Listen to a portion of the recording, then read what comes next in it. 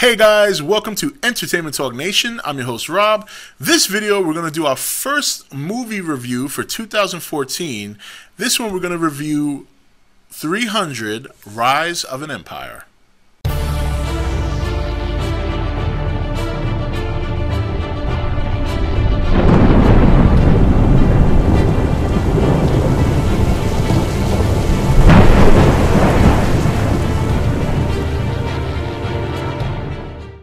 Okay guys, welcome back. So first off, just to let you know, I'm going to try and keep the spoilers to a minimum. And not that there's any critical spoilers in this movie, but some people don't like to know the plot or anything when they see a review. They just want to know if the movie's good or not. So that's what I'm going to focus on. But before I get into that, one thing I like to do in my movie reviews is I always like to let you guys know what trailers I saw and what I thought of them. So I'm going to tell you guys what trailers I saw. So first trailer I saw was Captain America. Pretty much the same thing we've all seen at this point, so no surprises there. The next trailer was the Godzilla trailer, which was a great treat for me because when the teaser came out, I didn't get to see the teaser trailer in the theater when I went to see Desolation of Smog. They skipped it in my theater, but this time they had it. It was nice to see that trailer on full screen. It was a great experience, and obviously very much looking forward to Godzilla. Transformers, which is the same trailer we recently saw, so no surprise there.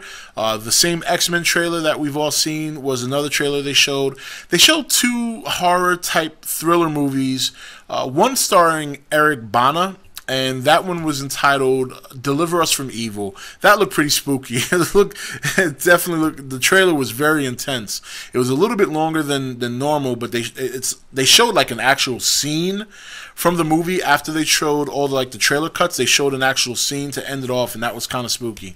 And then the other one, I didn't recognize any stars or anything in this one, but it was a movie. It looks like it's a scary movie about some sort of mirror that makes you see things differently, you know? And the movie was called Oculus, I believe, and there was one intense scene where the girl's eating an apple and then she takes a bite and you hear glass and it turns out to be a light bulb. That was pretty wicked. So two interesting upcoming horror/thriller movies. Looks pretty interesting. Transcendence, which is the first time I've actually gotten to see this trailer. A couple of people have asked me about it, but with all the Godzilla stuff going on, I really haven't had an opportunity to look at some of these other movies that are coming up that look phenomenal. Transcendence looks really good. Johnny Depp looks like he's put himself in a position for another great performance, which is a good thing after the Lone Ranger. Morgan Freeman always puts instant credibility in a movie, so it's nice to see him in that as well. And it looks like it's gonna be a good movie. I'm definitely gonna check that out. I'll probably even start doing a little bit, start looking into it more. Maybe even do a couple of videos about it, talking about what it's about and what we can expect. And yeah, that's pretty much it for all the trailers. So into the movie review. I'm gonna say it straight up like this, and I don't I don't want to give away spoilers. I don't want to give away the plot. I'm gonna tell you what I thought about this movie. If you like 300, the first one, you're going to like this one. This one was really good. Actually, it was better than I expected. I was really taking a chance going to see this movie because I thought Gerard Butler, a good actor, I thought he did a great job in 300, and it was going to be very hard not to have another 300 movie without him. With that said, this movie, it's within that same world. It's within the same storyline, so you can expect a lot of what you saw before, but from a different perspective in terms of story. That's in terms of story. In terms of action and the CG, you can tell that the CG has come a long way in the last, what has it been, 7, 8 years since the last movie? So I think the last movie was 05 or 06. So somewhere along those lines. So like in the older movie, when someone got cut or stabbed, you saw the blood, and you can tell it was CG. It was CG blood, and I think because it's a graphic novel and because it's a style they're going for, I think that's done purposely to make it look like a comic strip almost. That's the sense that I get. Now in this movie, it's brought up to a more, you can just tell it's CG. Like, I guess that's kind of a bad thing because, you know, if I see a movie and I see someone's limb get cut off or someone gets stabbed and I see what they use to give that scene more realism, it makes me cringe a little more. Where in the 300 movies, I never cringe when I see somebody's limb breaking off because the blood looks like red ink blot. You know, it doesn't look like real blood. It just looks like coloration of red liquid. So that case, this time it's a more intense level. It's like it's so fake now. It's like, okay, yeah, he's bleeding ink. So, but outside of that, I was most impressed with Eva Green. My God, did she put on a performance? She steals the show. You know, she plays. And I hope I don't butcher. I'm probably going to butcher these names. I hear them and they sound easy to pronounce, but if I don't hear them after a while, I forget how to pronounce them correctly.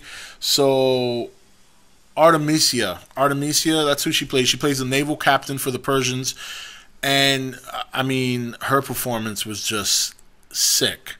Great performance. She does some things in these scenes where you're just like, what?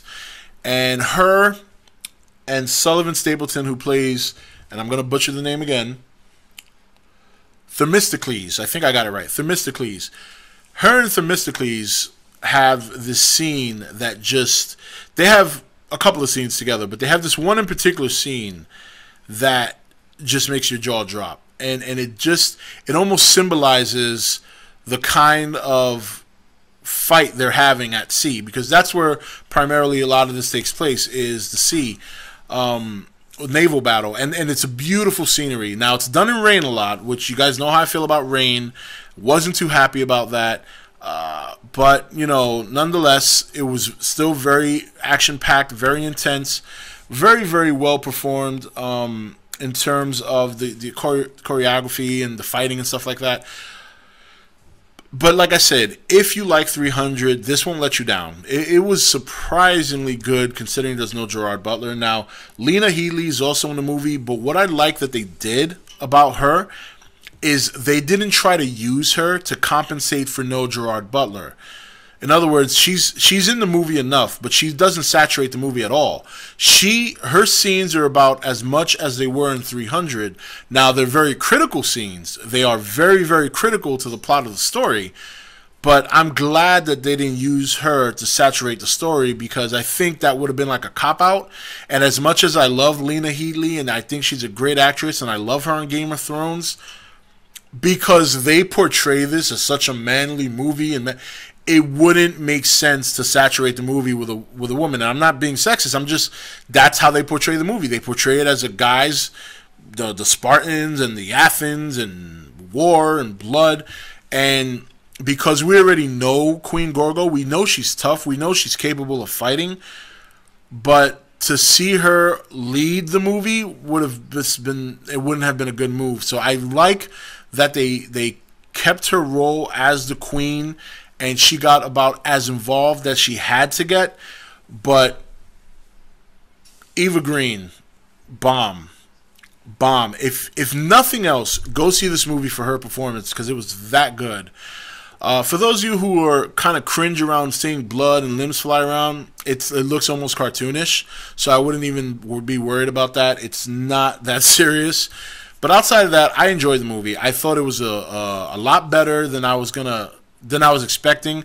I really was rolling the dice on this one, because I'm like, do I want to see the sequel? It's been a long time. There's no Gerard Butler. But I thought it was good. You know, we do see Xerxes. He does play his role. We see some of his backstory, but I won't get into that.